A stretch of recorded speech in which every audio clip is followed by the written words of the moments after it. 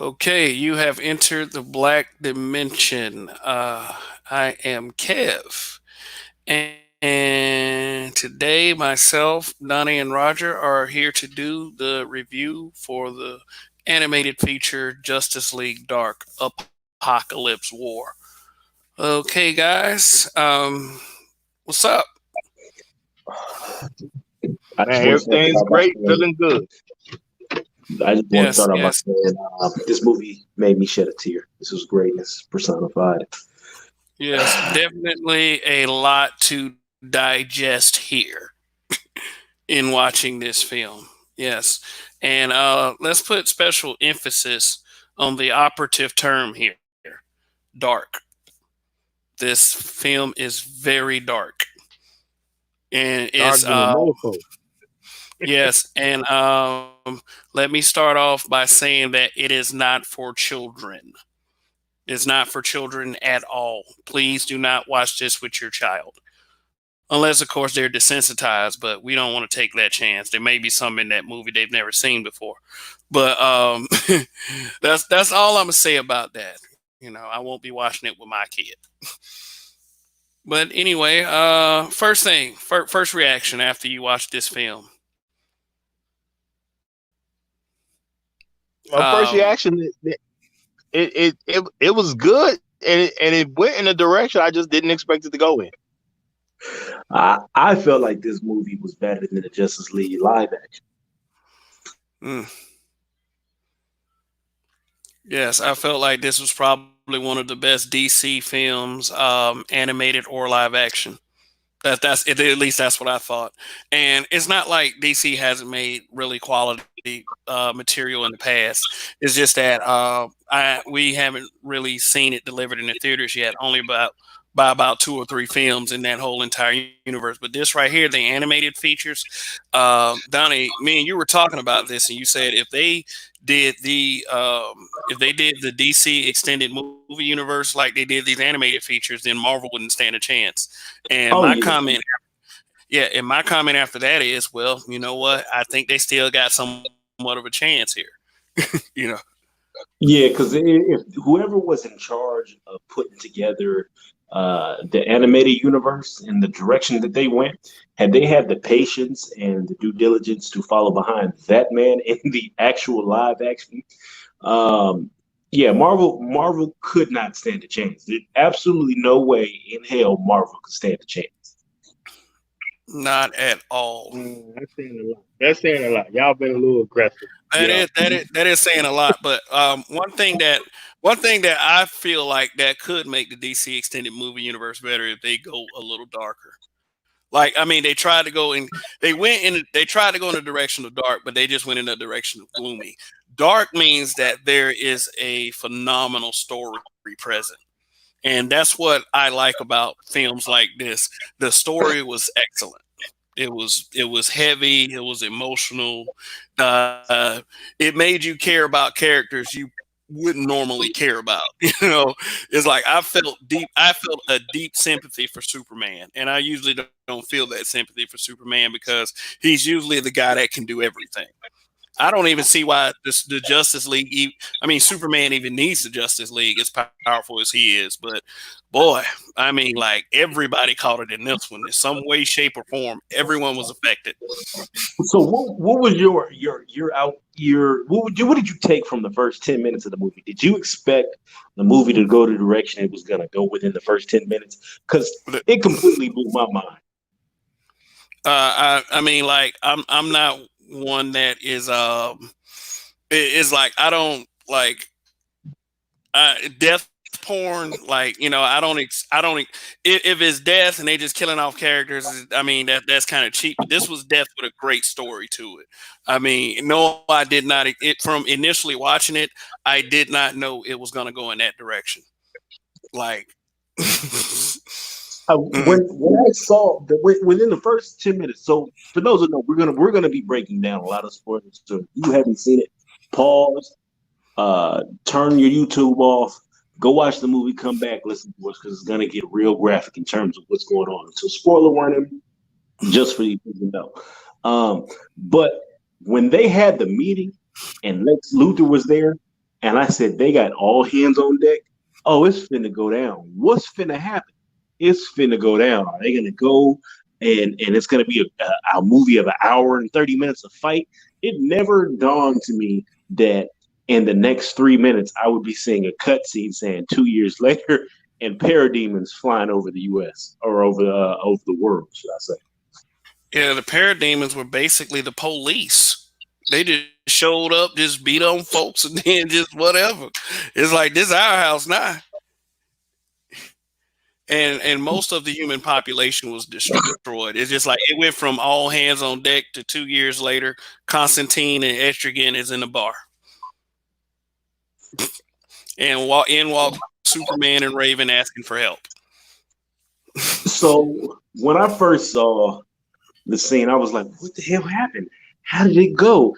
And they gave us the flashbacks to the battle, and where, to where they ripped off Shazam's leg, and Shazam took off running, crying, blood trailing behind. I said, "Oh shit!" Ooh, I mean, wow, they just started dismembering folks. Like Aquaman, it was like nothing. Just whew, it was two pieces. She was like, "Aqua, who? By Aqua." Yeah, and then The they made you level of the level of killing and wounding on this movie was I was blown away. Honestly, I just didn't think it was gonna start off like that. It was a massacre. Real talk, just a massacre in the beginning.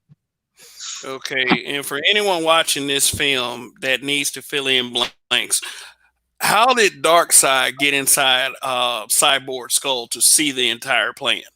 So the reason Cyborg is because he was implanted with a father box. The father box is technology that comes from Darkseid's planet. It's basically how he operates boom tubes and the technology of his planet. So Darkseid has basically had an eye on whatever the Justice League was doing because Cyborg was there. His system is based on Darkseid's technology. So while Cyborg is sentient and he can make his own movements, he's still kind of a Trojan horse for Darkseid to watch and see what's going on. We got Darkseid. I'm sorry, no. We got Cyborg, his activation in Justice League War, right? That was the original one that set all this off. Yes. The culmination in that movie, that was where Green Lantern, Batman, it wasn't Aquaman yet. So Green Lantern, Shazam, Superman, Wonder Woman. Oh no, it was Green. It was Green Lantern, Batman, Superman, and the Flash that crossed paths. But in that movie, Shazam was in the first one as well, wasn't he? Shazam came in later as well, and Shazam and Wonder Woman because they didn't bring him back. And Cyborg's origin, which you just explained, which is a summary of everything that happened in Justice League War to Cyborg. You see how he gets to become Cyborg in the father box technology.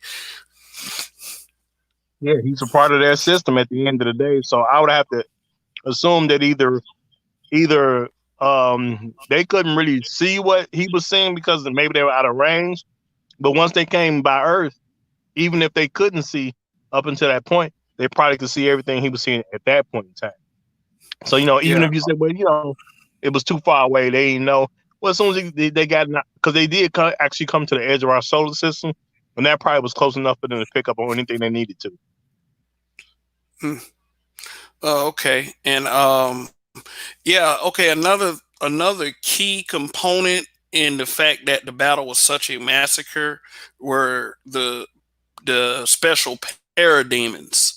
The parademons were a mixture of parademons and Superman's DNA, so they came out as Doomsday. So it was a parademon / Doomsday. They called them Paradooms, and that was the deciding factor to me.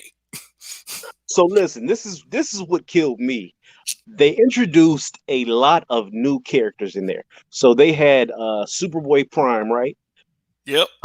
They had the Black Flash in there, the Black Kid Flash, and a couple of other characters. And I said, "Whoa, they got a black kid Flash. When the fuck did that happen?" And it really blew my mind because I'm thinking, "Oh yeah, this movie's finna be lit." And as soon as they said the parademons mixed with Doomsday, I knew everybody on Earth was dead, including Kid. Yeah, that was it right there. It was nothing. It was a slaughter. The Justice League and the Teen Titans were slaughtered. Like they lost. They took the biggest L in possibly the history of Detective Comics in this one animated film. I mean, just exaggerating. They could have taken bigger L's throughout history, but this one right here was just it was nothing. It was just it's almost as if okay, the best the battle got was the flashbacks. It was just that bad. Yeah, yeah. I mean, it was. They wiped out all of the superheroes on Earth pretty much in one shot. Yeah. There wasn't no we're gonna be a great resistance. No. They had when they came to Constantine in that bar. The resistance was a defeated Superman because that's what he was, and Yes. Raven, who was basically having a psychological break. Yeah, she was she was actually I think her health was failing as she was trying to hold Trigon inside of her. That was the issue. And if she had Right. released Trigon then, Trigon would have killed Damian Wayne. But once I saw Trigon, I knew he would be instrumental in what happens in this film. As we'll talk about that in a second. But the aftermath. You said a non-rhyming estrogen, Constantine alcoholic, and that was just a defeated Superman and troubled Raven. So where did they go from there?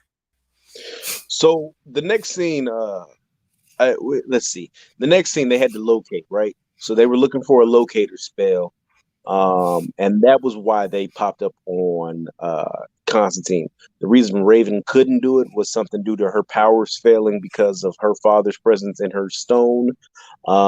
So they were looking for Damian Wayne. They ended up going to track down Damian Wayne, and he was up at one of the League of Assassins old hideouts, right? That's where they were. Oh, sorry, something was going on outside. Yeah, so they ended up going to his League of Assassin hangouts, basically get in contact with Damian Wayne, and then plot the takeover to try and get Doomsday as a rebellion. The Counter Strike. Well, Right. the counter to the Counter Strike. Yes, and so one of the craziest things about that was they found Damian Wayne. In my opinion, he acted just how I thought he would act. He was aggressive. I didn't really so much notice the love story between him and Raven, but the one thing that really killed me was that he brought back Dick Grayson, and Dick Grayson was sitting in a straitjacket in that room going cuckoo for Cocoa Puffs. yeah, because I think one thing about the Lazarus Pit is you have to kill the person that killed you to order to gain your mind back, and he got killed by Paradoom, so it could have been any one of them. They could be dead. Dick Grayson's mind was just not coming back. You get an insanity break once you hit.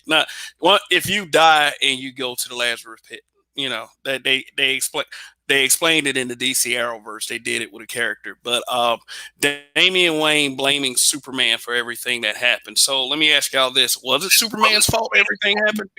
Yeah, because every time I've ever seen it is Superman always tries to hold back. If he just unleashed the full, complete essence of his power, he should be able to beat Darkseid every time. However, he never does it. And he doesn't do that with anybody. He's always holding his punches back. So that's always an issue with me. But his plan was pretty much rushed, ill put together. Everyone disagreed with him. He had the Flash disagreeing with him on taking the fight to Doomsday. Lex Luthor, which you would kind of expect, was like, nah, we shouldn't be doing this. But they all fall in line, and they all fell to their death.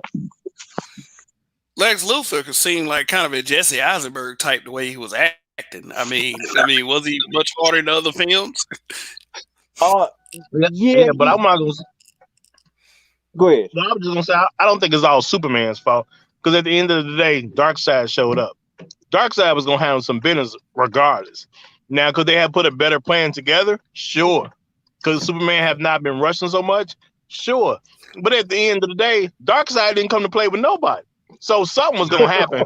Period. Not at all. Not at all. Darkseid voiced by Tony Todd, by the way. You know Tony Todd, Candyman. Okay. I Yeah. do know Darkseid wasn't playing games in that movie at all. When that man went to Owen,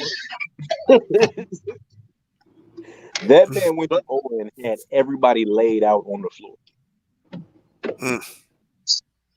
And you got to think, this is the entire. And my thing is, let's just keep in mind that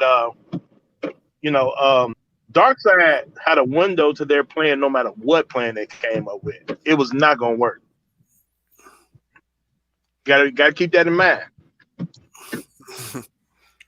Yeah, so it was just like it was just Darkseid was waiting on something to pop off, and then it finally popped off, and it was like, okay, guys, you never had a chance anyway.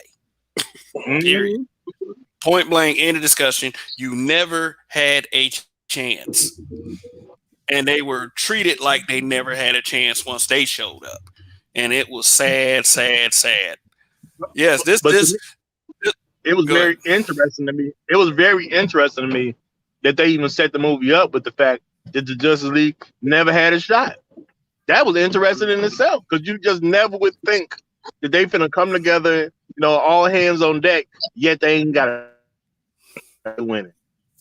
Yeah, and this is not like he had some special tool that he could just kill people from the spot he was standing in. No, this was hands on. This was a hands-on beatdown of epic proportions. Yeah, like I said, that man, he went and destroyed the entirety of Oa, more or less single-handed. He flew and beat up the entire Green Lantern Corps with no problem, and people was crawling around. He stomping on them, breaking their necks, making it a point. The fact that he defeated the entire Green Lantern Corps single-handedly. Y'all are right. It might not have made a difference had their plan been brilliant or not. That was a hard sell to begin with. It was going to be a couple deaths. I don't think it would have been a wide scale death ratio like that, but it would have been a couple of the Justice members missing. Like I hope for those that's watching, I hope your favorite character isn't Wonder Woman or Aquaman or Martian Manhunter. It's not cool what happens to them. It's like some of them even appear dead and reanimated to serve Darkseid. That's how bad it was. Yeah, because Hawkman wasn't nothing but a damn beat. Yeah, and in one of the scenes you saw Starfire ripped in half. So you're thinking that could that she dead. No, she like some of the ones you thought dead came back as like cybernetic minions of Apokolips, and they were very deformed and not looking like their original selves. What did Starfire only had a fraction of her head left over, didn't she? Yeah, only a fraction of her head. Wonder Woman only had her face. Martian Manhunter had a piece of his body and an arm that could only transform into a dragon. That's all I seen him transform into. I mean, unless I wasn't paying that attention, because there was so much going on. One thing I will do this. Like in the scene where Damian Wayne saved Batman from being hit from an Omega beam. I want to call bullshit on that one. Like when you get hit with an Omega beam, you're supposed to disintegrate, right? If you're like a regular human with no superpowers. Yeah, it's poof and smoke. That Omega beam aged him, or I don't know what it did. It looked like it aged him, but in reality, it probably just charred his ass up real good. Yeah. And but that scene came about because like ultimately they proved that you can't really totally break Batman, and boy did Darkseid try with the Mobius chair. I mean, Batman was like easily in the aftermath. Batman was the second in command. He had the red bat across his chest, and he was still pretty much Bruce Wayne. But his Darkseid was his master. But they showed him he truly is the ultimate strategist because he Yeah. was the one really arranging everything that needed, but the way Darkseid wanted. And usually So the ultimate strategist is Batman himself. So I mean, yeah, but I'm just saying that they put him on such like he's a that made him like world renowned. There's no way you can find a person that can strategize like him. Period. That just put him on a whole separate level. mm, Yeah, because One of the best Darkseid. strategies in the universe, not just the planet, the yeah, universe. the universe, the new god, Darkseid. So, what did y'all Uh, think of? What did you think of the scene where they went to the headquarters where Lois Lane was seeking help out? Right. What do you think of the help she was seeking and who she got it from? oh, you talking about the Suicide Squad? Yeah. That's just called a desperate situations calls for desperate measures type deal. That defeat was on such an epic scale that it made good guys and bad guys put their differences aside, to fight, even if it costed their lives. Like just I'll even reference to how Bane and Black Manta selflessly sacrificed their lives. You know, in a very gruesome and graphic way, by the way, which it did kind of make the Paradoom seem kind of easy to kill the way they were killing them. I expected a little bit more durability from them, but it was what it was. That's how the Yeah. I story. mean, they essentially slaughtered the Teen Titans, and the bad guys were just ripping them in half. But to be fair, the scene where they did do that, they all had some kryptonite something. So like King Shark had kryptonite teeth and whatnot. But one of the scenes that caught me off when they actually went to the Fight Club was Constantine saying his ex. Oh no! Did you catch that? Did anybody else catch that? Yeah, I caught it. What is going on here? What did you think about that? Because that blew my mind. I was like, wait, he what? How did that even work out? And then I had graphic visions of how the dude went down, and I was like, oh my god, no, this is a horrible situation. Constantine is a bottom. King Shark is a shark.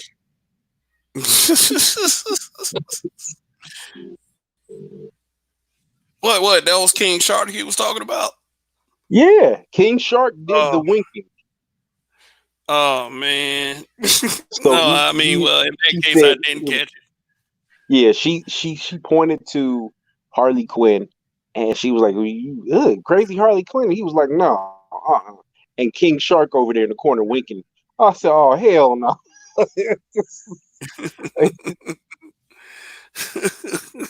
What kind of alcohol was you drinking that night, sir? Man, there's no excuse.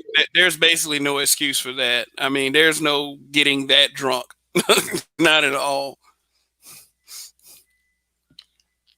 But But yeah, that messed me up. But one of the things that about that is, was that a bestiality? Was that a play on the I guess the gender fluidity that's going on in the world? It was a lot. yeah. I think it's just something to desensitize further. Think and then these are characters made from fantasy, so anything's possible in their universe. They got people flying around and aliens and such. So I guess they figured that would be possible too. Which really, honestly, yeah, I could do without it still. Like that's just me. I'm old fashioned. I just want to see a great story. I just want to see an epic battle. As long as they provide that, I'm good, and that's what this movie provided. Now, aftermath of everything, was it a payoff? Was it a good? Was the payoff enough for you? The final battle climactic. Yeah, because it went the direction I wanted it to go in. Um, I think the greatness of it was when uh, what's Raven's father's name? Trigon. Yeah, when Trigon jumped into Superman's body and rolled up on when he rolled up on homie and was like, "Oh, so you're an old god, huh? I'm not impressed." That shit sent me over the edge. Said, "I'm not impressed." Dark side, you sissy. Yeah. Then it was just when he just snapped Constantine's neck. Is that something Constantine does? He just dies and come back.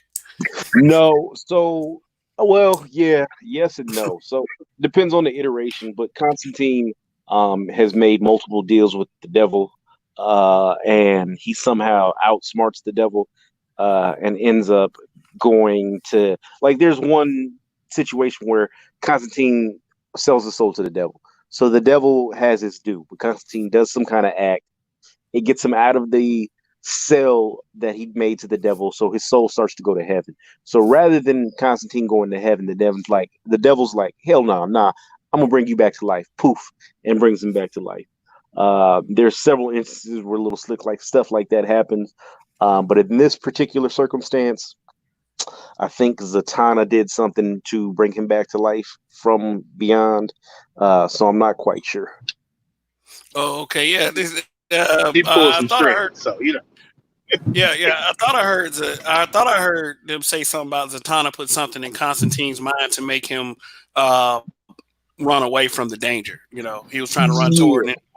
and Zatanna died. So Batman, basically being Batman, had a fail-safe plan, and what his fail-safe was, if everything went to shit, he would have Constantine be kind of the last resort, and he would make him escape. So while Constantine was fighting, because I thought it was odd that Constantine disappeared, ran away like that, kind of in a cowardice move. That's not really evident of his character, but yeah. So the war was going on. Zatanna was getting beat up. And you saw she got split in half. Constantine jumped into a portal and got up out of there. That was part of the plan Batman had in motion in case everything went haywire. He had Zatanna place a spell on him. Hmm. Oh, okay. Yeah, and Constantine did something that let me know that he was like one of the most powerful beings in the DC universe. He placed a spell on Cyborg, who had been integrated into the source wall completely. And I mean, like, his programming should have been that gone, but Constantine put a spell on him to bring him back. Say to call it like techno magic or something. Like, I was like, yeah, Yeah. he's probably one of them. Yeah, he Yeah. was. So in Yeah, he's traditionally probably in one of the the most comic powerful books, sorcerers on the planet. he is. Yeah. That's he's got all of the abilities and everything else. He's really downplayed, and he hasn't been that forever. But he's been able to kind of keep up with everybody magically in the universe, or in the DC universe. You got to think this is a guy who's gone toe to toe with the devil. He goes with back and forth with God, the angels, etc. So he's pretty versed in magic.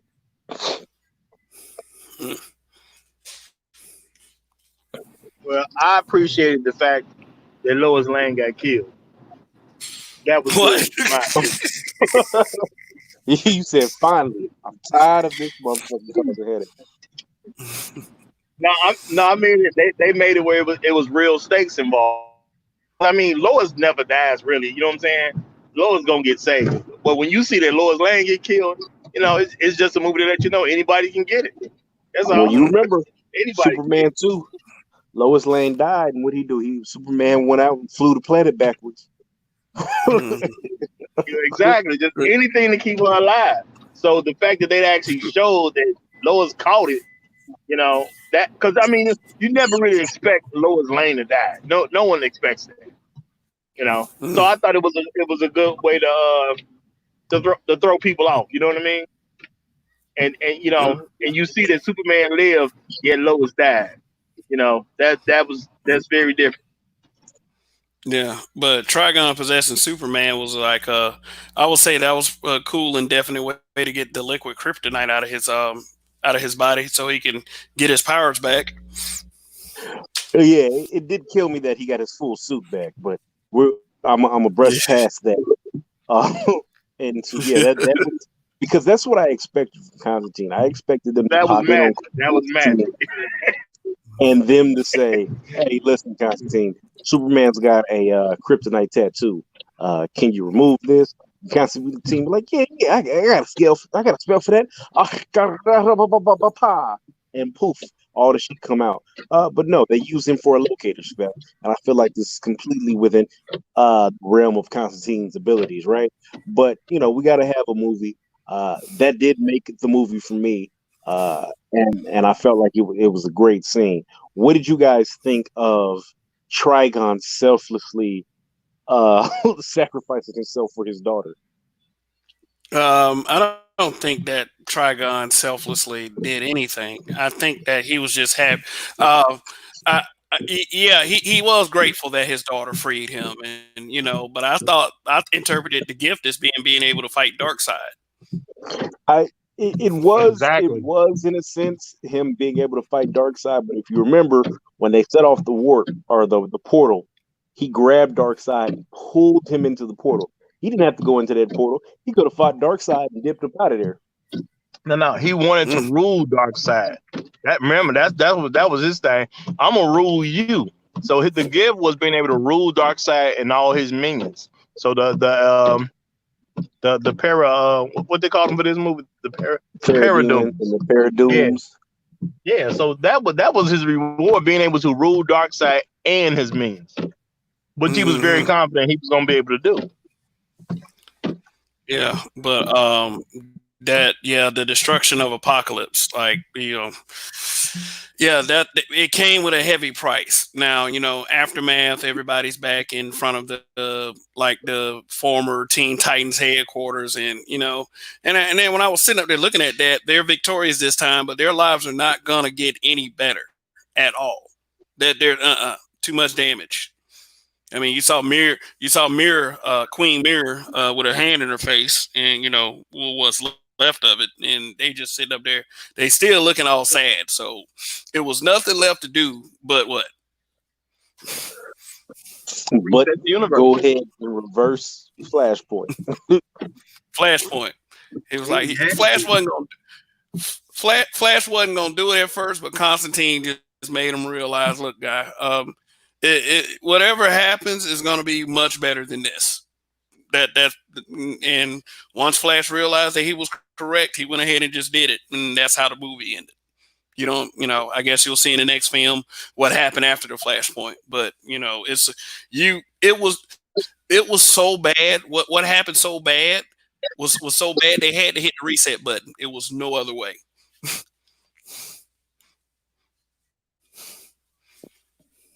And that's why I said I never thought the movie would even go in that direction, because Mm. you never think that it was gonna be that bad. That you have to do a total reset for things to continue and to carry on. But man, it really did get that bad. Hmm. The biggest mistake that Darkseid probably made throughout this entire film was probably keeping the Flash intact. Why didn't he rip the Flash apart or just kill the Flash? Or did he know anything about Flashpoint? He had to, but you just think that's something that he wasn't anticipating. I just think he didn't know. How would he know about the Speed Force and what the Flash is able to do with it? How would he even know that? I mean, well, he know everything else, but I guess that's reasonable. Yeah. Well, I'm So, saying even if he was getting information from Cyborg, I don't really know about that, because when the Flash does that, that's more of a personal situation. yeah, It's not like it's really yeah. known to the team, and then even like you said in the beginning of the movie, some of y'all didn't even believe him. So wasn't even taking the serious. Mm. Yeah. This is yes. This movie is not what you expect, but it was very well executed. What kind of would you recommend this film to anybody who is a fan of DC and these characters? I would definitely would. I mean, but I would definitely recommend that you be old enough to watch it too. So I mean, I would recommend it. This show was great. Uh, it was great to watch all the way from back in the day and watch the build to this. But I really want to sidetrack everybody. What do you think the implications this means for the entirety of the universe? Because you remember Flashpoint was years ago, and there's been plenty of movies after Flashpoint. So what do you think is going to take place at this time? Do you think that this is going to completely change? Uh, well, I mean, we know it's going to completely change, but we got very accustomed to a lot of the characters in the Justice League uh, universe, right? So we had Damian Wayne that came after Flashpoint. We had the death of Superman that came after Flashpoint. Um, I mean, there's a lot. There's a lot. Hmm. Hmm. I mean, I really don't know what to expect. It'll definitely be a reboot. It'll definitely be a reboot of everything. So it's exciting to it's exciting to see what happens afterwards. Yeah, because this is gonna be something else. Because remember, there's no Justice League versus Teen Titans, so that whole Trigon story doesn't really get fleshed out. Uh, there's I think Batwoman, yeah, Batwoman doesn't pop up. There's a few other characters. Batwing doesn't pop up. Yeah, I I'm geeked for this one. Oh yeah, they got slaughtered too. Yeah, they got done. Yeah. Okay. So yeah, I would recommend this. Any final thoughts before we sign off on this one? For me, it is a buy, then a buy again. I enjoyed this movie. Uh, I wish for more of these movies. If anybody in the DC extended universe is watching or listening, whoever was in charge of the DC animated universe, put them in charge of the live action movies. Mm. Listen, what do you got to lose? What do you got to lose? All I'm saying is put them in charge of the live action movies, and you will kill Kevin Feige as long as the budget's there. I would say that I like it when they use these characters to make great stories. And this movie right here makes me want to go back and watch the other movies that I missed that are in this continuity. So that I would definitely recommend this as a buy, and yes, definitely buy, big buy, capital BUY. Yes, great film, excellent. As a matter of fact, what about you, Roger? Roger dipped off. You know, Roger got that Metro PCS line. Oh, okay.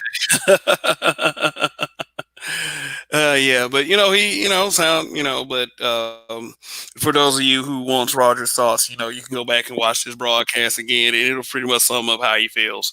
I think he would go along with us. So anyway, um, yeah, it was cool doing this little review right here. I mean, I definitely enjoyed the film, and wow, it was all that. So that I think that's be it for right now. This has been our review of Justice League Dark Apocalypse War. Um, very good film, not for children. Period. Not for children. You will never be the same after this one. I guarantee it. Okay, so this is KF, and on behalf of Roger and Donnie, we are signing off for now. Thank you for tuning in to the Black Dimension. Oh, there's Roger. It's only fair. Yeah, we were doing final thoughts, Roger. Okay. Well, I got knocked out, lost my signal for a second, but my final thoughts was it was honestly a great film. I definitely would like to see where they keep going with this, and I think you know, anyone who's into good movies, period, needs to see this movie. This definitely is worth the watch. Hands down. All right. Well, thanks for giving us your thoughts, Roger. And again, this is Kev, and we are the Black Dimension. Thanks for tuning in. Join us next time, and we'll see you then.